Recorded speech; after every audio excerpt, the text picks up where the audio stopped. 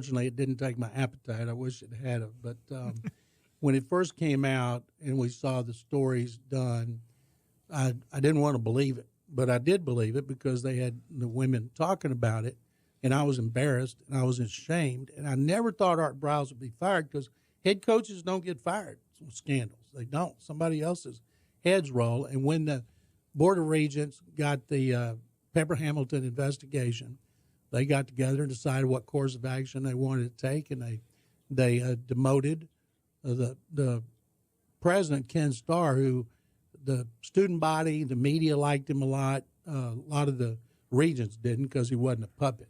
And he was very involved in sports. And then they forced the athletic director, Ian McCaw, to resign. He had done a tremendous job, forced him to resign. His last act was to bring in Jim Grobe as the interim coach. And, of course, they fired Art Briles. And they fired two other people really close to Art who had worked with him through the years. And they kicked off Devin Chapin, one of the running back who had assaulted his girlfriend. They did that yesterday, and he was a good player when he was healthy. They should have gotten rid of a lot of these guys originally. When I look at the list and I see the names that have come out, they had these guys committing these crimes that weren't even important players. And that's another thing. And what, as a Baylor alum, you wonder what else is in that report. Yeah. Well, you're also wondering that even not a Baylor alum, we don't know yet. We don't. I mean, we just know in a general sense that something disgusting was going on. Well, excuse me, Rich. There's been, I think, 9 or 10 instances from women have had reports, and the way they were treated, not just from sports. The one who wrote a column, a blog for ESPN, she talked about getting raped by an honor student and what she went through with the guy still in her class. And then there was a soccer player. She was raped. Her grades went down. Her soccer performance went down. They took her scholarship away, and I hope those women sue and get every penny they want after the way they were treated. But it's almost like something new comes out every day. And the question is, when are we going to see all the details as to who on the staff did what, and what did Art Briles know? I don't think there's no Open Records Act for a private school. Public schools have Open Records Acts. You can't sue them. Here you can sue Baylor, a private school, but you don't have it. And I don't know that it'll ever get out. Don't know if it'll be leaked to somebody. But there's got to – I hope there's not more in it, but common sense tells you there's more than what we know. And I'm talking about going back a year and a half when these stories started coming out and the women were talking anonymously about how they were treated by Baylor. Baylor's finally done something about it. It was too late. They've got Title IX violations. They've got Clery Act violations, could cost federal money.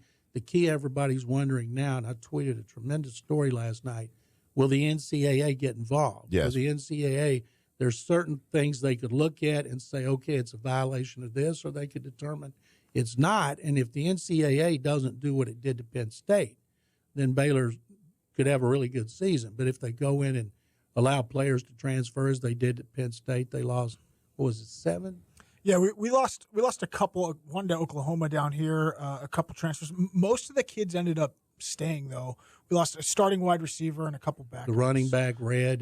Silas Red went to USC, who was a great player for us. Well, and the coach at the time at Penn State is now currently sitting here in Houston coaching the Texans. Have you, and I know you wrote about connecting Bill O'Brien maybe to Baylor to give some advice on how to move forward in scandal and try and clean things up and coach football at the same time? I did 2 stories with him this week. One, he coached against Jim Grobe in the ACC for 6 years and was 3-3. He talked about what a good coach Grobe is and how he's perfect for what they want, a guy with impeccable credentials and impeccable reputation.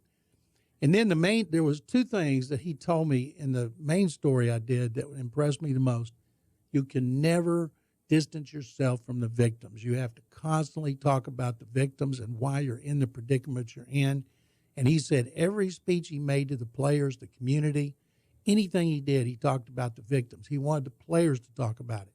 He said that we had something, if it ever came up again, how would we deal with it? And Art Briles put out a statement today, his first comments. He can't say much because of legality, but it wisely started off with the victims. And the other thing was, because the NCAA allowed their players to transfer immediately, and not only could they go and be immediately ineligible, Rich, if that put that school over the scholarship limit, it was okay. So 3 days after the sanctions were announced, I remember we were all shocked at the severity because nothing had ever happened like that before or since SMU got the death penalty. But 7 players transferred immediately, and O'Brien, Penn State has number 2. You guys, alumni, Letterman's Association are 1 and 2 in the country. Michigan's 1, Penn State's 2. Mm-hmm. Penn State, they invited every Letterman to come back on a Friday night.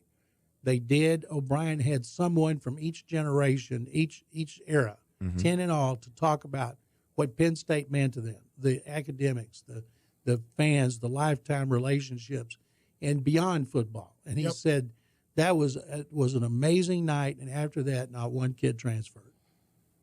So when it's all said and done, though, I'm here with John McClain of the Houston Chronicle. Don't you think it would behoove Baylor to make it all public?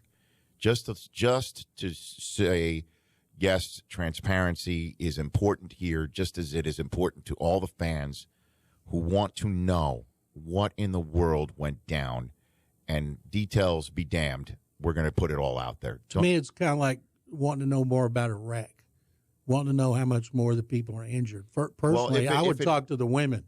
And if a lot of the women that talked to the investigators did not want it out, because people might be able to figure out who they were. Yes. A lot of them are gone. Some are still there. That would have a lot to do with it. Well, if you check that box first, okay, if you do check with all of these folks first, wouldn't it be helpful when you say, like, knowing the details of a wreck? I'd want to know the details of a wreck if it makes sure that the wreck doesn't happen again somewhere. As an alum, yes, I hope they don't. If it was Michigan or Penn State, I might, but they've already fired everybody. They fired the 3 main people, 2 people behind the scenes, and maybe more are coming. But what kind of we've already seen in investigations women talking anonymously about what happened to them, and the Sean Oakman thing is still up in the air. That was the last one, and I don't personally have, as an alum, have a need to know every detail about what happened. I just want to make sure everybody responsible is gone. John McClain here on the Rich Eisen Show. And so was O'Brien receptive to perhaps reaching out or have somebody if somebody from Waco wanted to talk to him? Yeah, Bill would be happy to talk to him. And I do talk shows in Waco every week, and we talked about the stories. And problem is, I don't know who contact anymore up there to let them know that he's available. Because the they've all been fired. And so they know about it. He's there if they need any ideas. I kind of think it might be the next head coach. He and Grove know each other from going together, and right. Grove's not going to mess with Kendall Browse's offense, so they'll score a lot of points unless the NCAA lets players leave. But Grove has still got to oversee, and I like the idea of doing what he did, bringing in a lot of the former Baylor players to talk to the current players in case they're leaving. And another reason O'Brien did it for Penn State was to reach out to the recruits. The recruits are hearing it's going to be decades before they can recover. And he wanted the media to carry that message from these players, the Letterman, the greatest of the great from Penn State. And he thought that helped recruiting as well. So what about Singletary? Singletary would be a great one. Robert Griffin III, Terrence. No, I'm talking about as a coach, though. Oh, as a coach. Now, what do you think about that idea? Mike bombed out in the NFL. Mike's never been a defensive coordinator. He interviewed the last time they hired Art Browse. I just don't think Mike's the guy. They need somebody that's been a head coach who knows what it takes to come in there, and because he's going to have to recruit like crazy because right now their guys are bailing on him. I don't blame them. Well, the NCAA may get involved, and then suddenly they might. And then suddenly, and that's part of the idea, at least with Grobe, is if he's here for another year, by another year from now, it's possible you do know what violations will have been found and what the punishments would be, and what some other person who has been a head coach before may not want to touch this job. Well, Art Browse came in when it was a lot worse. Now they've got everything, great facilities, great fan base, sell out every game. I think the fans will stay behind them. The other thing is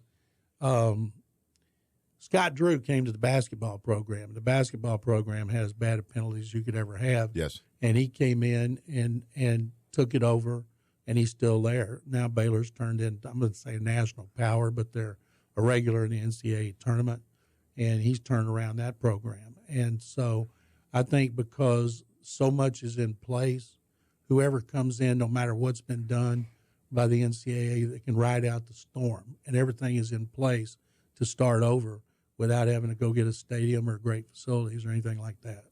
John McClain of the Houston Chronicle. One more segment with you, sir, which I greatly appreciate. We'll come back. We'll talk some football. 98 days until kickoff between the Denver Broncos and the Carolina Panthers. 98 days from now, we are in the place where the Super Bowl is going to be taking place in February, Super Bowl 51. Houston is home to that, as home also to a team that has a lot of bandwagon jumpers. A lot of folks jumping on that Texans bandwagon. Charlie Casserly called him the team to beat in the AFC a couple weeks ago. We'll talk about that with the Brock Star here in Houston, Texas. That's next with John McClain here on The Rich Eisen Show. 844-204-RICH is the number to dial. We'll take your calls here in the third hour of this program. We still have John McClain here in studio from the Houston Chronicle, longtime chronicler of Houston sports and the National Football League. Who's the first NFL player you interviewed? Who's the first NFL interview of your career? It was 1977. I was sent to training camp up in East Texas, Nacogdoches, and they said, do not come back without an interview with Dan Pastorini. Dan had a boat wreck and killed 3 people and not talked to the media. And so I went. I was 23, covering the Houston Aeros hockey team. And I went up to him, introduced myself. He said, meet me at after meetings tonight. And he couldn't have been better. And now he's one of my favorite people. He's been sober for the last 6 years. He's got a great life going, and he's big in Houston still. Dan Pastorini. That was the first one. Your first one. I kind of believe, Rich, if I'd have botched that, I would have never been put on the Oilers when I was. And the most colorful interview you've ever had? Oh, my goodness. It would have been back during the Oilers because times were different. You know, we could be behind the scenes a lot. The most colorful person I've ever covered was Jerry Glanville. You know, Jerry Glanville was a different story every day. He never knew. He was kind of like the box of chocolates. We'd go over there, never knew what he was going to get. He could be mad. He could be happy. He could be leaving tickets for Elvis. He could be on crutches, saying he got bit by a snake when he really stepped on a nail. He could be eating a dog biscuit before a playoff game at Cleveland, then need a bulletproof vest and a police escort. There was never a dull moment for Jerry Glanville, and they won every year that he was the head coach. Where's Jerry today? Jerry lives in Nashville. Okay. I do 3 times a week on the Titans flagship, and I tell stories about him. I think someday he's going to call in and say, lies. But they're all true. Lies. Of course they're true. I don't need to make it up about Glenn. Yeah, and I know we called you when the snake passed away, and he's going in the Hall of Fame coming up in August, Kenny Stabler. And that's another interesting colorful guy that you just don't see much of anymore in the NFL. I know that there's a lot of Stabler, Manziel references that you hear. Well, the difference is one could play and the other one can't. That's true. You know, in Stabler, I'm going to run through real quick. Go for Great Stabler stories. Sure. He was traded for Dan Pastorini, still the biggest player-for-player trade in NFL history. Dan never hit it off with Al Davis. He broke his leg. It never worked out. Kenny came in here in 1980 when Earl Campbell rushed for 1,800 yards, and they were 11-5, and then they got beat at Oakland. 3rd year in a row they were beaten by the eventual Super Bowl champion, but one time Snake didn't show up and practice, and people are like, oh, he didn't call Bum Phillips. I haven't heard from him. They call the hospitals, call his house, can't get anything. Next day he's there after practice. He always would sit in his locker, buck naked, with one leg crossed over the other, smoking a cigarette while we interviewed him. And at first that was kind of disconcerting, but after a while you got used to it. We ran over there. Snake, where were you yesterday? He's like, yesterday was Veterans Day, and I'm a veteran, so I took the day off. What's the big deal? And Bum thought that was such a good answer. He didn't even tell him, didn't find him. And when he came here, one of the members of the staff was supposed to move in with him, and he said when he went down there for the first time, Snake was in a hot tub, and a friend of his was there, and Snake had 4 women. And this friend of mine said, the other guy said to Snake, he said, can I come in? I didn't bring my trunks. He said, we don't have trunks. We're not wearing suits. Come on in. And he said, Snake, it's great that you got 2 girls for me. No, you got 1. These 3 are mine. And I remember they played the Jets, and Bumfellows put the team in New Jersey. He didn't want Snake in Manhattan. Richard Todd, who had taken his place in Alabama, was on IR. Snake went downtown. He was supposed to come back by curfew. He missed it. Next morning, they're getting ready to go to a team meeting. Here comes Snake stumbling out of a cab, hung over like crazy. He gets in the first half, and I believe he threw 4 or 5 interceptions. They're going to bench him in the second half, and they hear him throwing his guts up at halftime, and they can hear it, and then he comes out, wipes his mouth off, throws a towel down, tells Bum, I'm good to go. Throws 4 or 5 touchdown passes in the second half, ties it up. They go into overtime, and they lose on a Pat Leahy field goal. I love my 2 years of covering Kenny Stabler. I heard horror stories about him in Oakland, the way he dealt with the media, but here he was really good. He was fun. And between him and Pastorini, the girls love both of those guys. Here's the redneck from Gulf Shores, Alabama. Here's the tall Italian guy from California. And the women love those 2. I always told Pastorini, and I told Kenny, we should all be able to trade places with you for a weekend. and live to stand to tell about it. I got John McClain here in the Rich Eisen Show studio. Let's talk about the here and now with Brock Osweiler. First couple of months, how has he hit the Texans ground running? What's the talk on the street about Osweiler? First of all, I heard great things about him from people in Denver. I know a lot of people in that organization who really like the kind of person he is, what potential he has as a quarterback. And as soon as he got here, he invited Tom Savage, the backup quarterback, plus all the receivers to come to Arizona State, where he went. Yeah. And he had everything lined up for drills, for dinner, for working out. And he kind of took the bull by the horns, and they liked it. DeAndre Hopkins is going on and on about how hard he works, the leader he is. He's in there at 5:30 every morning.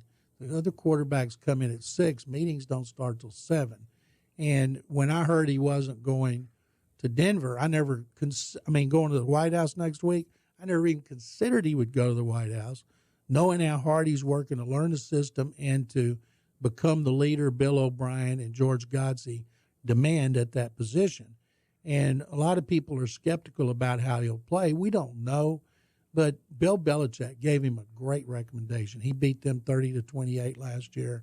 And Bill O'Brien has known he didn't have his franchise quarterback. When he watched tape in late January, he told Rick Smith that this guy will never be available, but if some miracle he's available, I want him. And Rick Smith said, okay. They watched a lot of film together. Rick Smith goes to Bob McNair and said, we don't think he'll be available, but if he is, we want to go after him. McNair said, spend what you think it's going to take. And it was the first time they'd had cap money since 2011. And so they get him for $37 million guaranteed, $18 million a year. And Denver came close, but at some point Broncos had cap issues and the Texans didn't. And there's no state income tax here. But I've interviewed him now 7 or 8 times. Every time he talks, he's very good for what we want.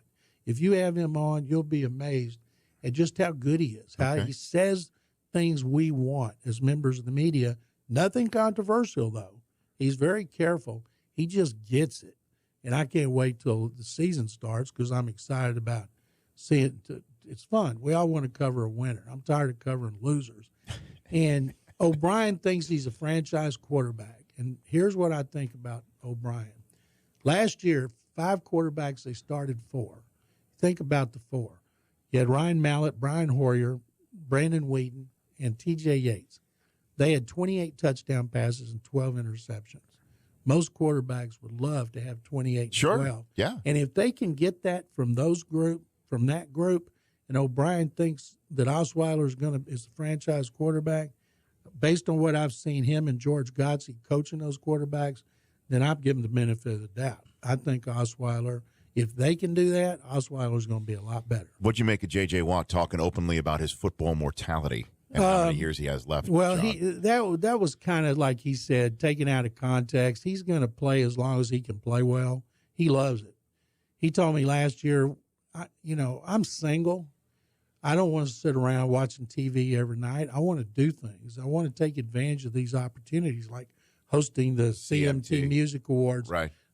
Taking beefcake photos of him and posting them on Twitter. If I look like him, I'd be posting them every day. And he says, I'll be married, have kids, coaching high school football in Wisconsin at some point, and nobody will ever hear from me again. But he said, my job has opened up all these opportunities, and I want to take advantage of everything I can. Well, the New England haters, like this guy over here, thinks that he can't live a life where you'll never hear from him again. No chance. That you've heard this, I'm sure. But why does he have to tell stuff. us, John, like how much he works out, how much wood he chops, He how doesn't great tell us. his He tells abs us Twitter, look? 1.8 million Twitter followers. Yeah, but he does it at times of the day when He's kind of like the Gronk, always out there partying and on Twitter and everything. He and That's the Gronk, true, too, by the He way. and the Gronk are a lot alike. It's just the Gronk's always out. well, the Gronk always wins, No, John. the Gronk, well, he's got Brady. That's the big difference. That's because he's got Brady. Wait till Brady goes. People forget how many times Belichick went to the playoffs before he had Brady. Once in 6 years. Well, let me ask you this then: who's better at their position, Brady. Rob Gronkowski or J.J. Watt? Oh, gosh. Gronk hadn't tied Lawrence Taylor for 3. I know you want me to say Gronk. No, I don't. I just want He's to know. the best tight end I've ever seen. But Watt has tied Lawrence Taylor for Defensive Player of the Year awards 3. Well, there's enough room for both of them to be as But great at their positions. if you had to take one, Gronk is a great one. He's got a Super Bowl because he's got Brady. If Brady was here, I think J.J. Watt would have rings too. I know you got to go. Brady's the greatest quarterback I've ever seen, and I've seen a lot. Yes, you sure have. I know you got to go in the minute I have left with you. Thank you guys very much. But you want to give your Game of Thrones thoughts before you go out the door? Game of Thrones, yes. What do you think of I this want season? some characters gone so we can get the ones we like. I love Ramsey Bolton. I can't wait till he's got to suffer the worst death on TV in history. I agree. because of the people that he has flayed, had dogs eaten. It can't, whatever they have for him in store cannot be too bad. So which characters would you like to go see, the characters you want to see on the air? Samuel, I'm so tired of that wimp. Get rid of him. Get rid of the king. Get rid of the high sparrow and that ugly rug he wears. And I want to see more of Tyrion. Mm-hmm. Me too. I want to see more of Khaleesi. I want to see more of the dragons. I want to see blood on the Game of Thrones. John McClain, everybody. Thank you, guys. Walk off, John McClain. The Rich Eisen Show, weekdays at noon Eastern on Audience.